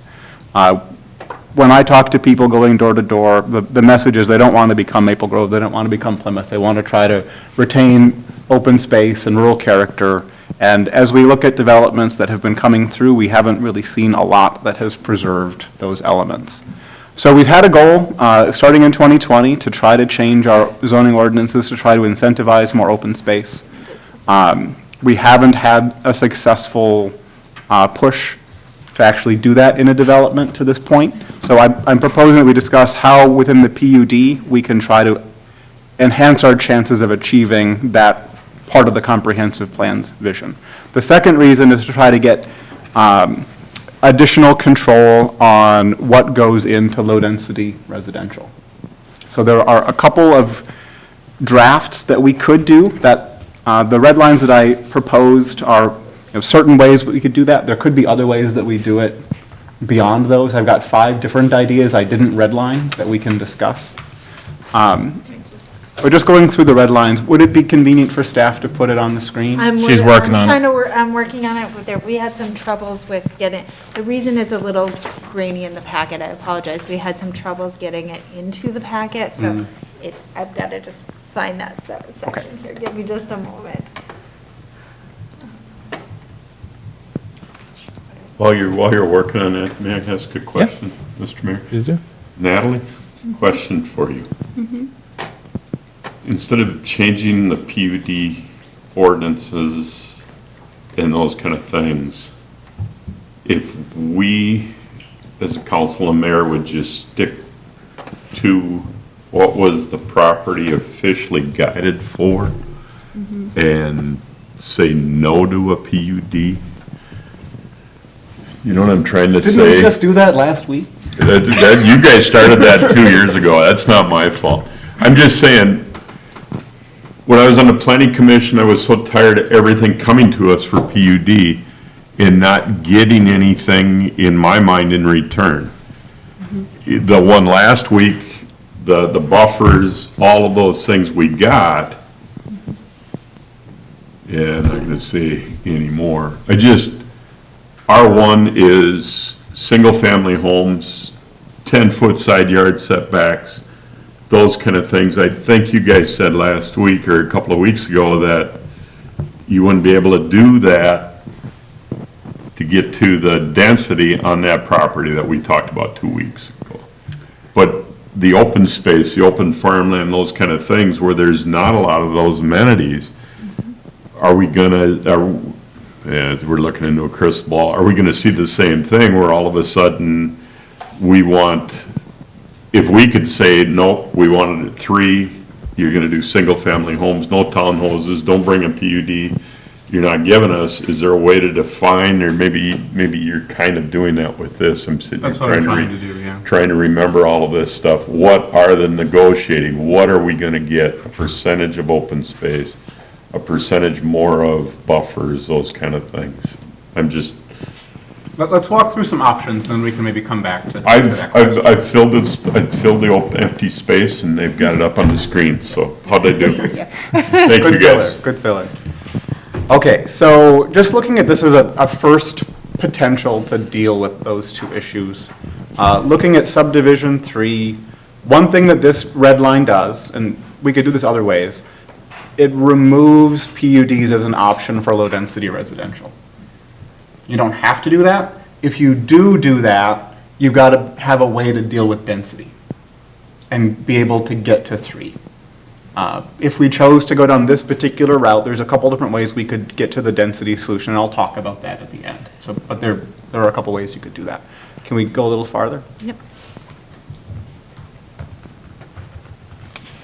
Okay, allowed uses. This is intended to deal with the second problem of what goes into a PUD district, what's allowable. And the way this one is drafted, there's a second option later on. This I'll call option 1. Removes the ability to use PUDs to add uses that aren't part of the underlying district. So if there's a desire to put in, I think Alan's example was a lead smelter. If there's not a lead smelter in that underlying zone, you can't use a PUD to add it. You'd have to rezone first, and then you could do a PUD. The second option is a little farther down, under subdivision,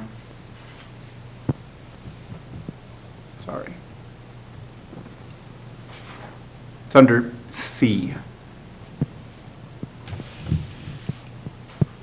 So this version changes the PUD approval from a simple majority to 2/3 majority if you're adding a use.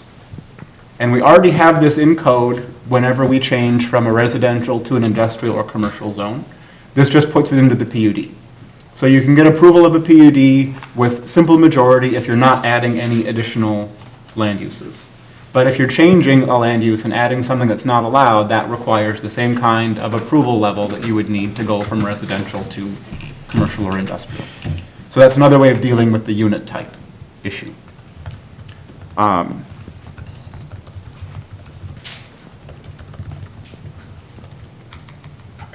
So how do you deal with the density question? one way we've been talking about that I think is complex and hard, we could try to reduce the lower edge of density requirements so that most parcels could qualify without having to have a PUD. The second thing we could do there. Wait, say that again. So the current low density range was 3 to 5. Yeah. If you lowered it to 2.5 instead of 3, or 2 instead of 3, that would be one way of dealing with the density problem. But We'd have to wouldn't we make run up for into it Met elsewhere. Council? We'd have to make up for it elsewhere.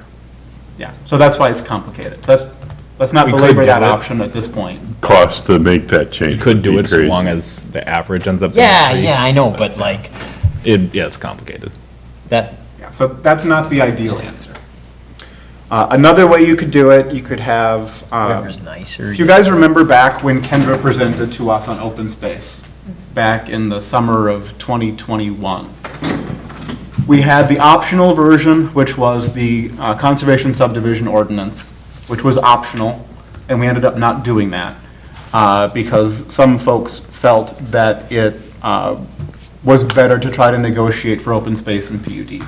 The other option she presented was having a green space corridor that would be required in certain parts of the city. So in certain areas, you've got to leave it as open space.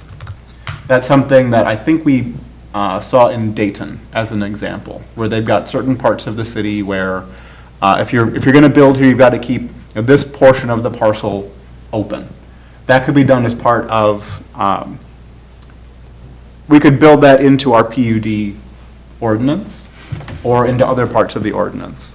And that would functionally remove land from the denominator to create open space. So density could be slightly higher, but you're guaranteed to get the open space part of it dealt with. But that's not a total fix on the density side, because the lot widths could still be too wide to get to the target density. Another way you could do it is we could go back and reconsider the conservation subdivision ordinance that we didn't adopt. That creates open space as an option rather than a requirement. You could also keep low density in the PUD ordinance as a eligible zone, but require 25% open space in those areas for that specific use type. So you still maintain it as a PUD, it still is subject to negotiation, but a requirement of the negotiation is that the development has to have X% open space for low-density residential. So then you can deal with density, and you can deal with open space, keep flexibility to negotiate, but you're guaranteed to get a different looking development than what you would see in neighboring cities that don't have that requirement. would that, would we run into some lot size issues with that sort of situation? It would be just like what we would have to do as part of any other PUD Yeah. request that we get. Yeah. You'd have to make the density fit, but you'd have that 25% carve out of upland area required. So you're saying every PUD has a requirement of 25%? It wouldn't have to be 25, and I would limit it just to low-density residential, because I don't think it makes sense to keep industrial or commercial or high-density residential open like that. I think the place to do it is in low-density areas where you're not getting as much tax-based density. Would wetlands count as? No, because they already do wetlands, it's already Yeah, required. yeah. And the purpose was to try to create upland area that can be useful for trail systems and wildlife and vistas that we wouldn't otherwise preserve. Would they get, if they donated the land as a park, would they get credit for that? Or would that be Is that a in different addition credit for to park dedication? 25%? Because you can It do would be in land, addition to the 25%. so you'd have a park dedication, you could park dedicated 8% of your property to park and trails, but you'd have to have 25% additional to the new. That's how we've No. done it when we talked through the conservation subdivision. We wanted to allow dedication if a park was in the plan for that area, just like we would anyway, but you wouldn't get park credit for the 25% open space. As a- Yeah, as so a it'd be general additional. Yeah. And for that, you'd be able to do skinnier lot sizes? But no townhouses? you'd still want to limit the use type.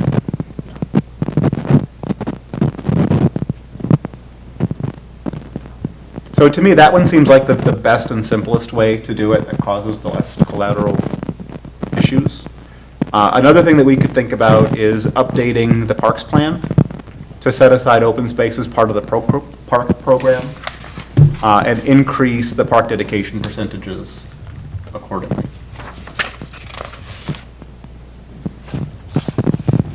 How much pushback do you think?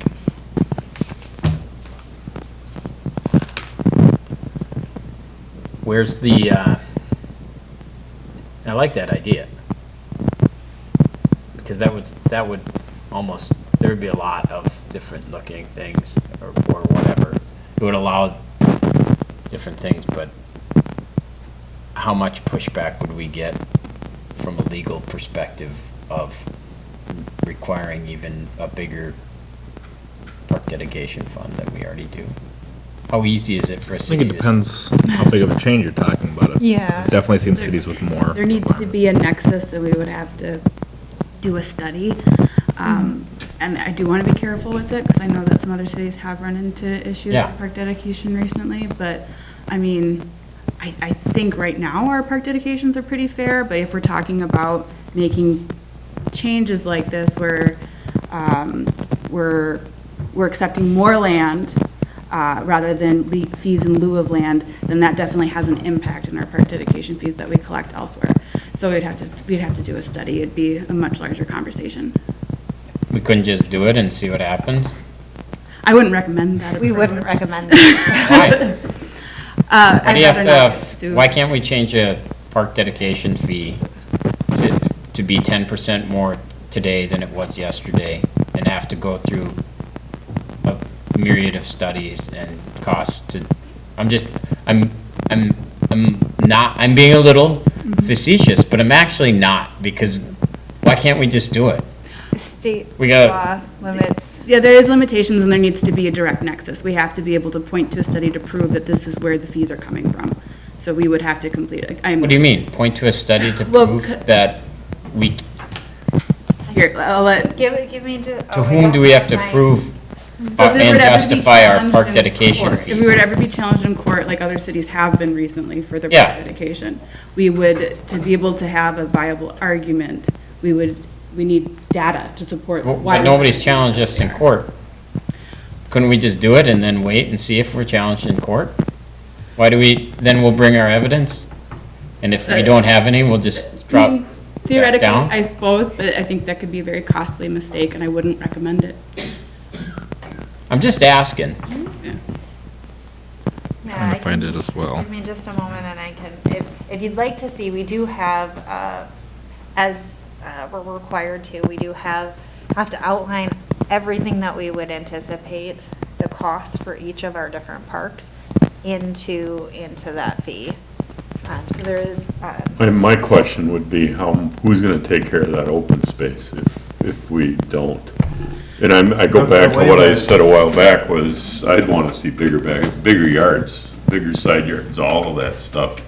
Instead of, we're more open space, but we're putting people in the smaller homes, tighter homes and stuff like that.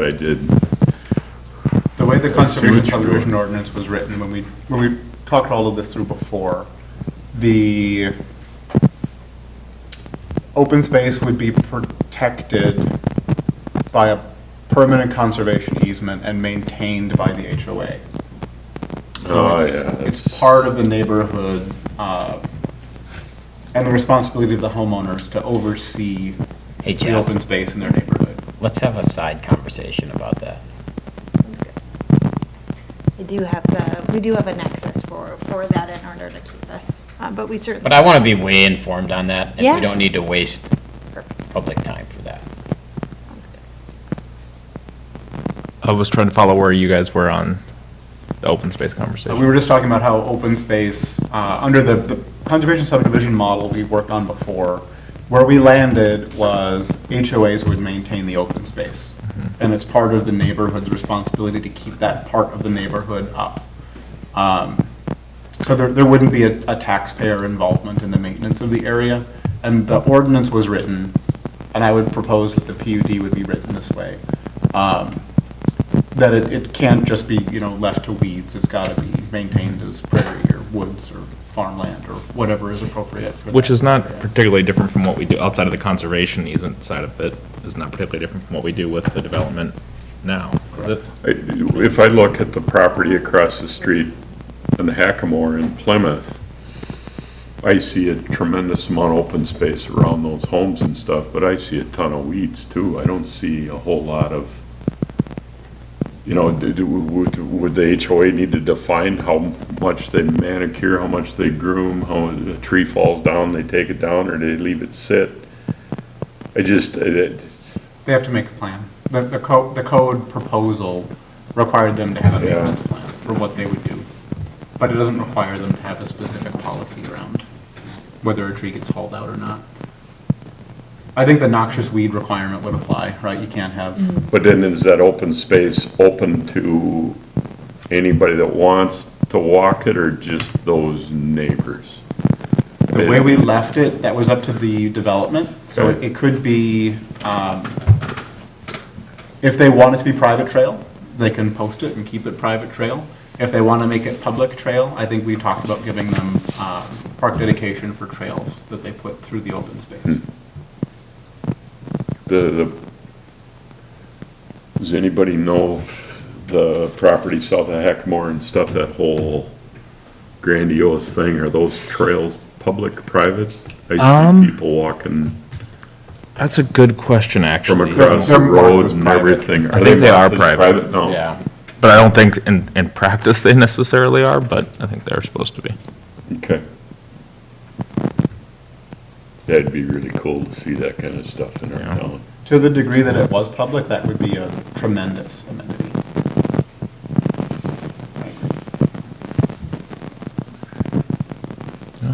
But in that case, that neighborhood, the roads are public, correct? Yep. So, poll of the council, do you guys agree with the goals of a different style of development and better control over a unit type? Do we disagree on that theme for the city? I agree on that theme. I think there's a couple other things that I'd like to explore too. One I talked about a few meetings ago, maybe a little bit, was some of the language that I think Dayton has in their PUD ordinance. I think the example I remember hearing from their mayor was they have like a 30% limit on homes under a certain size, of lot widths under a certain size, excuse me, to kind of be able to, just other ways to help guide what size, in terms of lot widths and other aspects of the development we do want to try to see or not see. There was that requirement. There was, there's a couple others, maybe I'll have to. I like that idea of, here's your lot size, and this is the footprint of the building, and keep the side yards and stuff. That would be a neat way of doing it, a percentage of lot sizes and Yeah, I think it helps a bit, housing so you're not getting. footprint, not footprint, but square footage in the house, if we could do stuff. Yeah, and I'm not sure if they did any with Probably the could. square footage of the house specifically. I think they have some more strict impervious surface requirements than we do on some of their PUD. I think it's Dayton, I could be wrong. I can do some follow-up and touch base with the staff after, or this weekend or something, and I can't speak to it. I do know, because the Greenway corridor was my idea.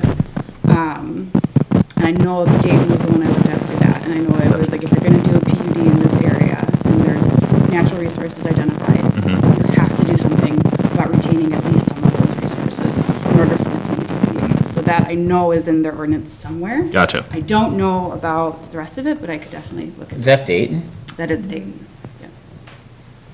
yeah. Yeah, and I think that 30% number, I think I got from a conversation with their mayor, so I can ask him and see if he Yeah. can point me in the right In direction. theory, the whole town could be a greenway corridor? We have a map that clearly identifies our high-value natural resources, and we have a previous map that used to identify the Greenway corridor, and it pretty much connected all of Yeah. those. You, So it isn't every property, but it's a lot of them, and there's a good amount in the east side where we're seeing a lot of development, so. yeah, that natural resource map drives me nuts, because high quality is always in the eye of the beholder, because wetlands used to be they were junky areas, and now wetlands are high-quality areas. Oaks, elm, ash stands used to be high-quality areas, and now they're not anymore. Cattail